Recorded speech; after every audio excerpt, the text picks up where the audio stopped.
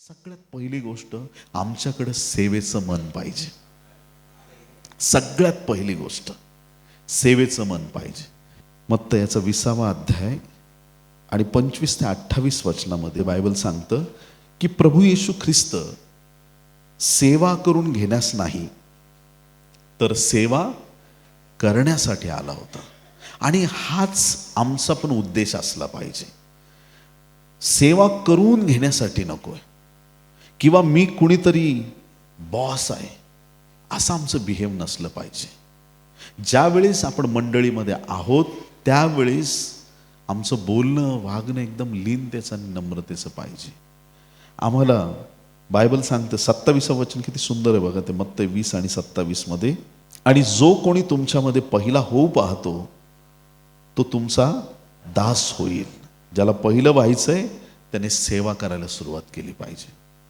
एकमेकांना आपल्यापेक्षा थोर समजलं पाहिजे. मग चर्चमध्ये युनिटी राहते, मग लीडर्समध्ये ऐक्य टिकून राहतं, मग ते देवाचं अलौकिक काम आपल्याकडून होतं.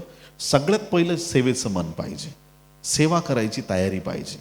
सेवा मला करायची आहे, मला प्रभूचं काम करायचं आहे. मी माणसासाठी करत नाही, मी देवासाठी करत आहे, प्रभूच्या गौरवासाठी करत आहे. हा विचार करून ज्यावेळेस आपण सेवा करू त्यावेळेस ती सेवा यशस्वी आहे.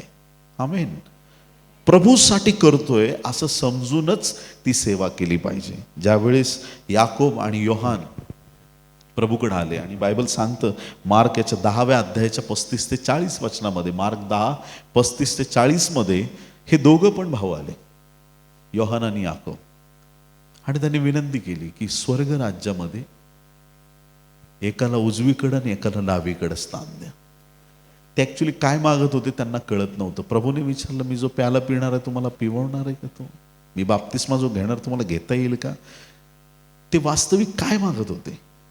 ते मागत होते येशू क्रूसावर गेलास ना ते 2 चोर नको, त्याच्याऐवजी आम्हाला खेळलं जाऊ दे. आणि देवाची योजना त्यांच्यासाठी वेगळी होती, परमेश्वराचा प्लॅन वेगळा होता.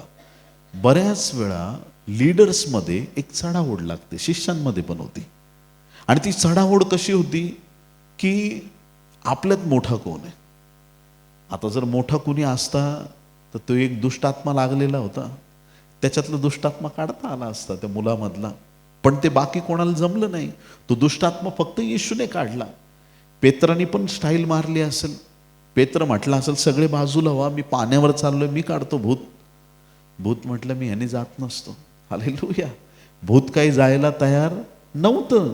शिष्यांमध्ये चढाओढ होती, तशी आपल्यात कधीही चढाओढ असता कामा नये. आमेन म्हणाल का? आपल्यात कधीच चढाओढ नसावी, कधीच नाही. प्रत्येक जण महत्वाचा आहे, प्रत्येक जण महत्वाचा आहे. Praise the Lord. प्रत्येकावर देवाने कृपा केलेली आहे आणि प्रत्येकाला आपापलं काम परमेश्वराने दिलंय. तर आम्हाला सेवेचं मन पाहिजे. आम्हाला मोठ्या स्थानाची अपेक्षा नकोय. कधी आपला सन्मान झाला तरी प्रभूची स्तुती असो आणि नाही झाला तरी एक दिवस असा येईल का तुम्ही खूप कष्ट कराल पण तुमचं कुणीच नाव घेणार नाही. चालेल? तुम्हाला कुणीच थँक्यू म्हणणार नाही. किती मेहनत केली तुम्ही, थँक्यू कुणीच म्हणणार नाही. चालेल? स्वर्गात तुमचा देव आहे की जो तुम्हाला पारितोषिक देणारा आहे, तो तुम्हाला आशीर्वादित करणार आहे. इथं नाव आलं किंवा नाही आलं, सगळ्यात मोठी गोष्ट आम्हाला सगळ्यात आधी सेवेचं मन पाहिजे. सेवेचं मन आहे, देवाचा दृष्टांत मिळालाय, सेवेचं मन आहे. चला आम्ही सेवा करायला तयार आहोत. आता सेवेसाठी तयार झालोय. मग सेवेसाठी तयार झाल्याच्या नंतर आपल्याला एक गोष्टीकडे लक्ष द्यायचं आहे की सेवा म्हणजे जे आहेत त्या लोकांची सेवा तर करायचीच आहे, पण मंडळीची वाढ कशी होईल ह्याच्याकडे आपल्याला फोकस केला पाहिजे. कशी होईल वाढ? काय करायला पाहिजे? आत्मिक गोष्टींकडे आमचा भर पाहिजे. जास्तीत जास्त प्रभूच्या राज्यासाठी आम्ही तयार आणि तत्पर असणं गरजेचं आहे. मंडळीची वाढ होण्यासाठी जेव्हा आम्ही प्रभूचं काम करत आहोत त्यावेळेस आमच्या मनात एक उद्देश असला पाहिजे की प्रभू आम्हाला जी मंडळी किंवा जे लोक दिलेस त्यांच्याबद्दल धन्यवाद, परंतु आत्मिक रीतीनं प्रबळ झाली पाहिजे आणि संख्येत पण मंडळी वाढत गेली पाहिजे. आमेन. आपल्या आजूबाजूच्या पूर्ण परिसरामध्ये, सर्व गावांमध्ये, प्रत्येक ठिकाणामध्ये प्रभूचं कार्य वाढत गेलं पाहिजे. ज्यावेळेस प्रेषित 1:8 आपण वाचतो, बायबल सांगतं ॲक्ट्स चॅप्टर 1:8 मध्ये, परंतु पवित्र आत्मा तुमच्यावर येईल तेव्हा तुम्हाला सामर्थ्य प्राप्त होईल. पवित्र आत्मा आल्यावर काय प्राप्त होईल? सामर्थ्य. जी अग्नी आपल्या चर्चवर देवाने दाखवली ती आग कशाची आहे? ती पवित्र आत्म्याची आग आहे. आणि पवित्र आत्म्याची आग आल्यावर काय होईल? जो आशक्त असेल तो पण म्हणेल मी सामर्थ्यवान आहे. ती आग आल्यानंतर घाबरणारे म्हणतील की माझ्यातलं भय निघून गेलं. जी आग आहे ती प्रभूची आग आल्यानंतर ज्याला सेवेची इच्छा नव्हती तो म्हणेल की मी आजपासून प्रभूचं काम करणार आहे. जे प्रभूकडे येत नव्हते त्या अग्नीच्या द्वारे ते प्रभूकडे वळतील. आज ह्या दिवसामध्ये सोशल मीडिया आहे आणि त्या सोशल मीडियाचा सर्रास रीतीनं आपण देवाच्या राज्यासाठी उपयोग करून घेतो. प्रभूची स्तुती असो, ठीक आहे, पण प्रभूच्या काळात कुठं सोशल मीडिया होतं का? येशू ख्रिस्त व्हॉट्सअपचा ग्रुप बनवून त्याच्यावर मेसेज टाकायचा का? टाकायचं का शिष्यांना की आज मी डोंगरावरचं प्रवचन घेणार आहे, प्लीज सगळ्यांनी या. हॅलो, आज मी अरण्यात जाणार आहे, प्लीज सगळ्यांनी तिकडं या, कारण की मी देवाचा पुत्र आहे, मग तुम्हाला मी खूप चांगले वचनं सांगेल, सगळेजण या. कोणी आजारी असतील त्यांना घेऊन या. नाही नाही नाही नाही. मोशे ज्यावेळेस सासऱ्याची मेंढरं सांभाळतोय, जाता जाता त्याला जळतं झुडूप दिसलं. झुडपातून आवाज आला नाही, मोशे इकडे ये मी तुला बोलवतोय. नाही, अग्नी दिसली. बरोबर त्याच क्षणी मोशेची पावलं तिकडं वळाली. आज तोच अग्नी आपल्या चर्चवरती, ज्याला यायचं नाही त्याची पण पावलं वळतील. हालेलुया. तो अग्नी सगळ्यांना बोलवतो. प्रियांनो, ती उपस्थिती बरोबर लोकांना घेऊन येते. ती उपस्थिती, देवाच्या सामर्थ्याची उपस्थिती आम्हाला देवाच्या राज्याचे मार्ग मोकळे करणारी आहे. ती उपस्थिती मंदिरामध्ये, त्याच्या लोकांमध्ये निरंतर टिकून राहिली पाहिजे. आमेन. मग आता तुम्हाला पवित्र आत्मा प्राप्त होईल, त्यावेळेस तुम्हाला काय प्राप्त होईल? सामर्थ्य प्राप्त होईल. आणि मग सामर्थ्य मिळाल्यावरती तुम्ही तिथंच राहणार नाही. सगळ्यात सुरुवातीला यरूशलेमेत, हालेलुया, यरूशलेमेत, सर्व यहुद्यात, शम्रोनात व पृथ्वीच्या शेवटापर्यंत तुम्ही माझे साक्षी व्हाल. सुरुवात कुठून आहे? यरूशलेम. आपल्या घरापासून सुरुवात करायची. पहिली सुरुवात घरापासून. मग पुढं बायबल सांगतं की यहुदियात म्हणजे शेजारचे आहेत ते, शम्रोनात म्हणजे जे वैरी आहेत ते, आणि सगळ्यात शेवटी पृथ्वीच्या शेवटापर्यंत म्हणजे जिथपर्यंत आपल्याला जाता येईल मॅक्झिमम त्या ठिकाणापर्यंत जाण्याची आमची तयारी पाहिजे. हालेलुया. अशा रीतीनं आमची सेवा वाढणार आहे. सुरुवात आपल्या फॅमिलीपासून करायची. आपल्या मंडळीवरती आम्ही फोकस करायचा आहे. मला खूप आवडतं ज्यावेळेस मी ह्या भागात मंडळांमध्ये येतो. बहुतेक आपल्या महाराष्ट्रात विलेजेसमध्ये तर खूप चांगलं की अख्ख्या गावात एकच चर्च असतं. किती लोक आमेन म्हणतील? खूप चांगली गोष्ट आहे. ॲक्च्युली पूर्ण गावात एकच चर्च पाहिजे. हालेलुया. आमच्या मुंबई वगैरे पुण्यात याल तुम्ही तिकडं तर तुम्हाला कळेल. बाप एका चर्चला जातो, आई दुसऱ्या चर्चला जाते, मुलगा तिसऱ्या चर्चला, सूनबाई चौथ्या चर्चला, नातवंड तर भलतीकडं कुठं पण काय. आणि प्रत्येक भिंतीवर वेगवेगळ्या चर्चचं कॅलेंडर असतं आणि प्रत्येकाचा पाळक वेगळा. आणि जर घरात फंक्शन असलं का चौघांचे भांडणं, माझ्या पास्टरला बोलवणार मी. हालेलुया. युनिटीने आम्हाला आमच्या चर्चचा अभिमान पाहिजे की प्रभू तुला धन्यवाद की तू आम्हाला या मंडळीमध्ये ठेवलेला आहे. आणि आपल्या मंडळीविषयी आपल्याला अभिमान पाहिजे. लोक विचारतात सगळ्यात चांगलं चर्च कोणतं आहे, मग ते विचार करतात कोणतं असेल, गुगलवर सर्च करू का, कोणतं महाराष्ट्रातलं मोठं चर्च आहे, कोणते पास्टर चांगले, कोणते, ते काहीच सांगू नका. शेजारच्याचा बाप किती पैशावाला आहे, कसा आहे, त्याचा अभिमान आपल्याला कशाला पाहिजे? आम्हाला आमच्या बापाचा अभिमान पाहिजे, आमच्या कुटुंबाचा अभिमान पाहिजे, आमच्या मंडळीचा अभिमान पाहिजे. दुसऱ्यांचं चर्च मोठं की लहान आपल्याला काय करायचंय? हालेलुया. दुसऱ्या मंडळ्या कुठल्या गोष्टीमध्ये आपल्यापेक्षा पुढे आहेत? काय गोष्टी त्यांच्याकडे 4 गोष्टी जास्त आहेत. त्यांना कुणी दिल्यात? देवाने दिल्यात. आपल्याला पण देवच देणार आहे. आमेन. आपल्या काय गरजा असतील तर त्या परमेश्वर पूर्ण करेल, परंतु देवाचा दृष्टांत सोडून आम्ही उजवी डावीकडे वळता कामा नये. तुम्हाला काय वाटतं की जसं त्या योनाला परमेश्वराने म्हणजे सांगितलेला रस्ता वेगळा होता, त्यांनी भलताच पकडला. मग तुम्ही जर देवाने तुम्हाला ह्या मंडळीत राहून देवाचा गौरव करायला सांगितलंय आणि जर तुम्ही 4 ठिकाणी तुमची कमिटमेंट आहे, बोलू का नको हा विषय? मी कॉलेजला होतो आणि मी पूर्ण वेळ सेवेत नव्हतो. माझं शिक्षण चाललेलं, मला वाटतं 3rd का 4th इयरला होतो मी डॉक्टरकीच्या. आणि एक फॅमिली इतकी प्रॉब्लेममध्ये अडकलेले होते, खूप प्रार्थनेची गरज होती, नुसते रडायचे. माझा जो मित्र होता त्याची फॅमिली म्हणजे बहिणीचे घरच होतं ते, आणि आम्ही कंटिन्यू 8-10 दिवस रोज त्यांच्या घरी जाऊन रडून गुडघे टेकून प्रार्थना करायचो. आणि त्या 8-10 दिवसात देवाने परिस्थिती बदलली आणि एवढा मोठा मिरॅकल झाला आणि परमेश्वराने प्रार्थनेचं उत्तर दिलं. मग एक दिवशी संध्याकाळी त्यांनी आम्हाला बोलवलं आणि म्हणे प्रार्थना करा, आज आपलं काम पूर्ण झालं. म्हणून आज आम्ही काय केलं की आम्ही चेन्नईला दान पाठवलं.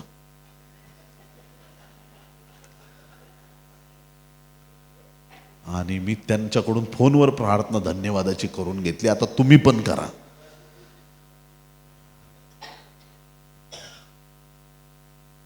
इकडं असं चालतं का मला माहित नाही एवढं. तुम्ही एका हॉटेलमध्ये जाता, जेवता आणि दुसऱ्या हॉटेलमध्ये जाऊन पैसे देता, असं चालणार आहे का? एक ठिकाणी आमचं समर्पण पाहिजे. एका ठिकाणामध्ये आमच्या मंडळीचा आम्हाला अभिमान पाहिजे, आम्हाला सेवेचं मन पाहिजे. आणि प्रभूने जसं सांगितलंय की तुम्हाला यरूशलेमेपासून यहुदियापर्यंत, यहुदियापासून शमरोनापर्यंत, शमरोनापासून पृथ्वीच्या शेवटापर्यंत, असं हे देवाचं काम आपल्याला घेऊन जायचं आहे. सुरुवात आपल्या परिवारापासून, आपल्या मंडळीपासून. आमेन. एखाद्याची सेवा वाढली, नवीन एक गेम आला आता, चला आपण चर्च खेळूया. हॅलो, ऐकलं तुम्ही? थोडंसं काही जमायला लागलं की लगेच स्वतःची मिनिस्ट्री काढून उभे राहतात आणि इतकी जोरात मिनिस्ट्री घेऊन जातात, जोरात आपटून टाकतात खाली. कोणी सांगितलं होतं? आम्हाला असं वाटलं. तुझ्याकडे मिक्सर आहे का पाटा आहे वाटायला? तुला वाटलं आणि तू केलं. हे देवाचं घर आहे, हे प्रभूचं राज्य आहे. पाचारण असल्याशिवाय कशातच हात घालू नका. कारण ज्याला पाचारण आहे ना, तो पाचारण असलेला माणूस ज्यावेळेस उभं राहतो ना, त्याला उपद्व्याप करत बसावा लागत नाही आणि त्याला टेन्शन वाटत नाही मी काय करू आणि काय नाही. एखाद्याला आराधनेचं पाचारण आहे, तो उभा राहिला तरी देवाची उपस्थिती उतरून येते, कारण त्याला पाचारण आहे. पाचारणाच्या बाहेर जाऊन गोष्टी केल्या त्याच्यामुळं खूप समस्या मंडळीमध्ये येतात. पहिलं तर सेवेचं मन पाहिजे. आमेन. जर सेवेचं मन आहे तर आम्ही आता सेवा करायची, तर आम्हाला मंडळीच्या वाढीसाठी प्रार्थना करायच्या. कशाने वाढतील? लोक येतात आमच्याकडं, पास्टर प्रार्थना करा आध्यात्मिक वाढीसाठी.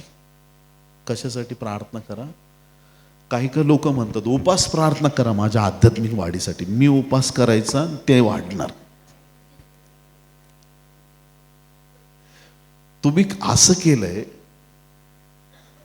जिम मध्ये माझं नाव टाकलंय आणि तुम्हाला वाटतं तुमचे मसल्स वाढतील. जिमला मी चाललोय, बी स्ट्रॉंग होणार आहे. प्रार्थना कोण करणार? तो स्ट्रॉंग होईल. मग मंडळीच्या वाढीसाठी आम्ही काय करू शकतो? आमचा जो प्रेयर ग्रुप आहे त्याच्या निरंतर प्रार्थना झाल्या पाहिजे.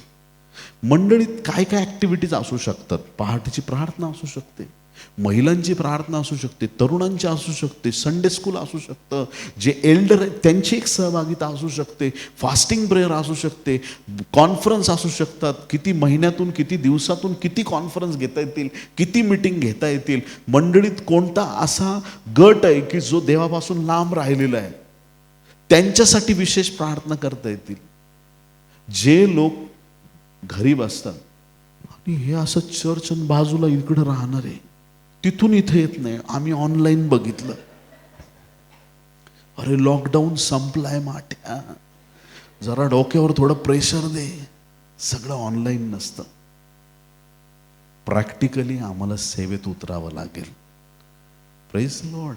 आम्हाला त्या बॅटल फील्डमध्ये स्वतः उतरावं लागेल. चर्चकडे आमची पावलं वळाली पाहिजेत.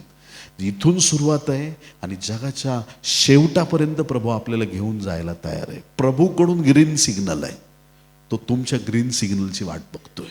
तो म्हणत आहे की प्रत्येक व्यक्ती तयार झाला पाहिजे. प्रत्येक जण आपापलं ज्यावेळेस काम मनापासून करणार आहे त्यावेळेस मंडळीची वाढ होईल आणि त्या वाढीकडं आपल्याला अधिकाधिक लक्ष द्यायचं आहे. येशू ख्रिस्ताने सेवा करत असताना तो एका जागेवरती थांबला नाही. लूक 4:42 ते 44 वचनामध्ये लोक त्याच्याकडे आले. तो तिथं थांबून नाही राहिला. तो काय म्हणतो, मला इतर गावांनाही जायचंय कारण मला त्यांना पण सुवार्ता सांगितली पाहिजे. लूक 4:42 ते 44 वचनामध्ये प्रभू स्पष्ट करत आहे की मला इतर गावांमध्ये पण जायचंय. एकाच ठिकाणी तो थांबला नाही. इतरांपर्यंत सुवार्ता कशी जाईल. आज आपल्या दौंडच्या आजूबाजूला किती गावं आहेत की त्यांना सुवार्ता कळालेली नाहीये. जे लोक काम करून सेवा करणारे आहेत त्यांच्यासाठी मी देवाला खूप धन्यवाद देतो. आणि अशीच सेवा असली पाहिजे. संत पौल बघा कशी सेवा करायचा, मंडळी त्याला मदत करायची, लोक त्याला मदत करायचे. कितीतरी वेळा लोकांनी मदत केली पण एक दिवस असा आला कुणी मदत नाही केली. मग त्यांनी सेवा सोडली का? नाही. त्याचा राहुट्यांचा बिझनेस होता, त्याने तो परत केला, परत त्या बिझनेसमधून पैसे मिळवले, परत सेवेत तो करत राहिला पण सेवेत खंड नाही पडू दिला. याचा अर्थ तुमची सेवा चाकरी करून तुम्ही देवाचं काम करू शकता. आमेन. प्रभूची स्तुती असो. आपल्याला दोनच टेन्शन, फक्त फॅमिलीकडे बघू का चर्चकडे बघू. फॅमिलीचं बघू, सेवेचं बघू, कामाचं बघू, हे बघू ते. तू सगळ्या गोष्टी करू शकशील असं देवाने तुला अभिषेक केलेला आहे. आमेन. सगळ्या गोष्टी करू शकशील. तुमचं काम कामाच्या ठिकाणी राहू द्या आणि जे तुम्हाला देवाने सेवेसाठी पाचारण केलंय त्यासाठी तुमचा वेळ तुम्हाला द्यावा लागणार आहे. नोकऱ्या करताना पण आशा करा की प्रभूचं काम तुम्हाला करता येणार आहे. मंडळीच्या वाढीसाठी, मंडळीच्या राज्यासाठी आम्ही नेहमी तयार आणि तत्पर असलं पाहिजे. बरं, आता पहिली गोष्ट सेवेचं मन प्रभूने दिलं, धन्यवाद. मंडळीच्या वाढीसाठी आपल्याला परिश्रम करायचे, ठीक आहे, त्याच्यासाठी आम्ही तयार आहोत. त्याच्यानंतर काय होतं की बऱ्याच ठिकाणी महाराष्ट्रात आणि अनेक ठिकाणी आपण पाहिलं असेल की मंडळी वाढते आणि सटकन परत कमी पण होते. काय रिझन असेल? काहीतरी कारण असेल त्याच्या मागे. वाढणारी मंडळी ठराविक कालावधीनंतर तिची वाढ थांबते किंवा झालेली वाढ कालांतराने कमी कमी कमी होत जाते आणि लोक गायब झालेत कितीतरी मंडळामधून. काय रिझन असेल? त्याचं कारण सरळ आणि स्पष्ट आहे प्रियांनो, की जशी मंडळी वाढते देवाची कृपा तुमच्या जीवनावर वाढत चालते आणि त्या कृपेमध्ये तुमच्या पण वैयक्तिक जीवनात तुमची वाढ झाली पाहिजे. आज ह्या स्थितीसाठी आम्ही कसं वागत आहोत, त्या स्थितीसाठी आम्ही कसं वागलं पाहिजे ते वेळोवेळी बदल आम्हाला करता आले पाहिजेत. बघा, दावीद गल्ल्याताबरोबर लढला, काय घेऊन गेला होता? बंदूक, गोफन. माझा साधा सरळ सोपा प्रश्न आहे तुम्हाला. तिथून पुढं प्रत्येक युद्धात गोफनच घेऊन जायचं का? का? गोफनीने गल्ल्यातला मारलंय.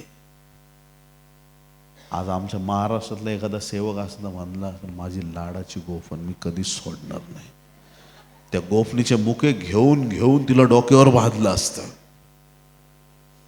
आणि सगळ्यांना दाखवलं असतं, हीच ती गोफन आहे बरं का, गल्ल्यातला खाली पाडलेलं मी, हीच ती गोफन आहे. ते जुने विचार धरून ठेवल्यामुळं ना उन्नतीच होत नाही प्रियांनो. वेळोवेळी काय बदल करायची गरज आहे. ठीक आहे, आज 500 लोकांची मंडळी, पुढं 1000 लोकांची, आता काय बदल करू प्रभू तू सांग. प्रभू सांगत जाईल तस तसे बदल आमच्यात घडत गेले पाहिजेत. आता कोणतं शस्त्र आहे प्रभू, मग त्यानंतर काय स्ट्रॅटेजी आहे, त्याच्यानंतर कसं पाऊल उचलायचंय, त्याच्यानंतर पुढं कसं जायचंय, काय बदल करायचे हे आम्हाला कळाले पाहिजे. आणि जसजसे आम्ही बदल करत जाऊ आमची सेवा स्ट्रॉंग होत जाईल. काही लोकांनी जुन्याच गोष्टी धरून ठेवल्या, तीच गोफन धरली. आता गोफन किती दिवस चालणार आहे? म्हणून काही मंडळ्या वाढून कमी होतात. मग आपली वाढ आता इतकी स्ट्रॉंगली व्हायला पाहिजे की त्याच्यात कधीच ती लोप पावता कामा नये, कमी होता कामा नये. तर ती देवाची गौरवी सेवा वाढत जाऊन ती टिकून राहण्यासाठी मंडळीची काळजी घेणं गरजेचं आहे. तिसरा महत्त्वाचा मुद्दा काय? मंडळीची काळजी घेणं गरजेचं आहे. पहिले पेत्र 5वा अध्याय 2 आणि 3 वचनामध्ये बायबल सांगतं, पहिले पेत्र 5:2 आणि 3 मध्ये बायबल सांगतं, देवाच्या कळपाचं आपल्याला पालन करायचं आहे, उत्सुकतेने करायचं आहे आणि लोकांवरती धनी पण चालवायचं नाही. आमेन. Praise Lord. ज्यावेळेस नवीन लोक येतील त्यांच्या समोर आम्ही बॉसिंग करायची नाही, त्यांची काळजी घ्यायची. एका लहान बाळाचा जन्म होतो. एक व्यक्ती जसा प्रभूमध्ये नवीन त्याचा जन्म होतो तर बाळासारखा असतो प्रियांनो. एक तानं बाळ, ते बाळ त्याला काहीच माहीत नाही, अजून बोलता येत नाही, काय खायचं, काय प्यायचं, काय करायचं त्याला काहीच माहीत नाही. ते आई बाप त्या बाळाची काळजी घेतात, परिवार काळजी घेतो. असे नवीन आलेले जे लोक आहेत त्यांची काळजी घेतली पाहिजे. आणि एकदा त्यांची काळजी घेतली, प्रभूमध्ये परिपक्व झाले, ते शिष्य म्हणून उभे राहिले की त्यांची सेवा पण परमेश्वर आशीर्वादित करतो, त्यांचा पण उपयोग केला जातो. आमेन. सेवेचं मन पाहिजे, मंडळीची वाढ झाली पाहिजे, नवीन लोक येतील त्यांची काळजी घेता आली पाहिजे, जुने लोक आहेत त्यांना सोडून देऊ नका. आमेन. नवीन लोकांची काळजी घ्या म्हटलं म्हणजे जुन्या लोकांना सोडून द्या असं नाही. मग एखाद्या मोठ्या गोणीला एक काहीतरी खड्डा झालाय, वरून भरताय धान्य, खालून निघून चाललंय असं होईल. सगळ्यांची काळजी घेता आली पाहिजे, सगळ्यांना प्रेमाने जिव्हाळ्याने वागवता आलं पाहिजे, सगळ्यांना सामावून घेण्याचं मन लीडर्समध्ये पाहिजे. काही लीडर्स अशा असतात, प्रत्येक मंडळीत असतात, इथं पण आहेत. आम्ही खूप वर्षांपासून पास्टर प्रशांत बरोबर आहोत, आम्ही त्यांचे जास्त जवळचे आहोत. Praise the Lord. खूप लोक आहेत माझ्या मंडळीत आहेत, असतात, असतील, नो प्रॉब्लेम. पण ज्या वेळेस ना अमालेकी लोकांबरोबर युद्ध करण्यासाठी दावीद गेला आणि दावीद ॲक्च्युली थकून आला होता, बलिष्ठांकडून आला होता आणि तरी पण त्यांना पुढं जायचं होतं. मग त्यांचे 200 लोक थकलेले होते. किती लोक? 200 लोक. त्या 200 लोकांना जे सामान होतं त्यांच्याबरोबर तिथं त्यांच्याबरोबर बसवलं, तुम्ही इथं थांबा, आम्ही उरलेले लढाई लढून येतो. 200 लोक एकाच जागी बसले, बाकीचे सगळे दाविदाबरोबर युद्धाला गेले, युद्ध जिंकून परत माघारी आले आणि भरपूर मोठी लूट आणली. आता जे लढाई करून आले ते काय म्हटले माहिती आहे का? हे जे बसले त्यांना 1 रुपया मिळणार नाही. दावीद काय म्हटलं माहिती आहे का? जेवढं तुम्हाला मिळेल तेवढंच या बसलेल्यांना मिळेल. एकसारखं वेतन सगळ्यांना. मंडळी ह्याला म्हणतात प्रियांनो. हालेलुया. सगळ्यांना एका सारखंच वागवणं, एक प्रेम, एक प्रीती, सगळ्या गोष्टी एकसारख्या. माहीत नाही, काही लोक खूप जबाबदारी घेत असतील, प्रभूची स्तुती असो. काही लोकांना तेवढं घेणं जमत नसेल किंवा झेपत नसेल, नो प्रॉब्लेम. पण तरीही आपण एक शरीर आहोत आणि त्या ऐक्याने, त्या देवाच्या सामर्थ्यात आपल्याला टिकून राहायचं आहे. आमेन. पुराने हो या नए हो, सब बच्चे प्रभू को एक समान है. आमेन. प्रभूला धन्यवाद. त्याच प्रकारे शेवटची आणि महत्वाची गोष्ट की मजबूत शहर जिंकणारे बना. कोणी आमेन म्हणाल का? ऐका. नीतिसूत्रे 18वा अध्याय आणि 19वा वचन. नीतिसूत्रे 18 आणि 19. दुखवलेल्या भावाची समजूत घालणे मजबूत शहर जिंकण्यापेक्षा अवघड आहे. कलह म्हटले म्हणजे ते दुर्गाच्या अडसरांसारखे होत. दुखावलेल्या भावाची समजूत घालणे मजबूत शहर जिंकण्यापेक्षा अवघड आहे. दुखावलेले भाऊ, काही लोकांना निमित्तच लागतं दुखावलं जाण्यासाठी. प्रत्येक मंडळीत असे लोक असतात, येतात, नवीन लोक येतात, पटकन दुखावले जातात, एकदम पटकन. माझा फोन नाही उचलला. 3रं महायुद्ध.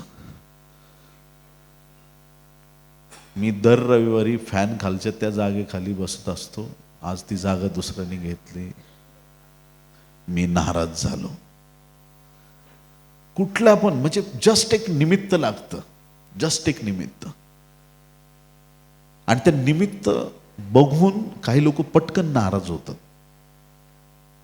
आणि एखाद्याने सांगितलं चर्चमध्ये तुम्ही का नाही आले, आणि ह्याने विचारलं तू का नाही आला, मग तो म्हणतो की अरे काय झालं नेमकं ना, असं असं झालं. मग हा चर्च मेंबर अजून त्याच्यात तेल ओततो. हा माझ्याबरोबर पण असंच झालं होतं, ह्या चर्चमध्ये ना असंच असतं. म्हणजे काय केलंय, तोडण्याची कामं केली जातात, अडचणी वाढवण्याची कामं केली जातात. एका शब्दात सांगता आलं पाहिजे, आपल्या जागांसाठी किंवा ह्या सगळ्या गोष्टी करण्यासाठी आपण चर्चला येत नाही, आपल्या देवाला भेटण्यासाठी आपण येतो. तेवढ्याच गोष्टीवर लक्ष ठेवायचं आहे, बाकीचं होत राहतं. असं का, ओके, परत चर्चला येतील. दुखावलेल्या लोकांची समजूत घाला. जे लोक चर्चला सोडून गेले त्यांना बरोबर जाऊन त्यांना परत घेऊन या. मजबूत शहर जिंका. दौंड मजबूत शहर आहे, आमेन. आणि हे शहर जिंकण्यासाठी परमेश्वराने आपल्याला निवडलंय, त्याच्या राज्याच्या वाढीसाठी निवडलेलं आहे, त्याच्या गौरवासाठी आपल्याला निवडलंय, आमेन. Praise Lord. आमच्या घरात युनिटी पाहिजे. बोला येशू मसीह की. आमच्या परिवारात, आमच्या मंडळीत युनिटी पाहिजे.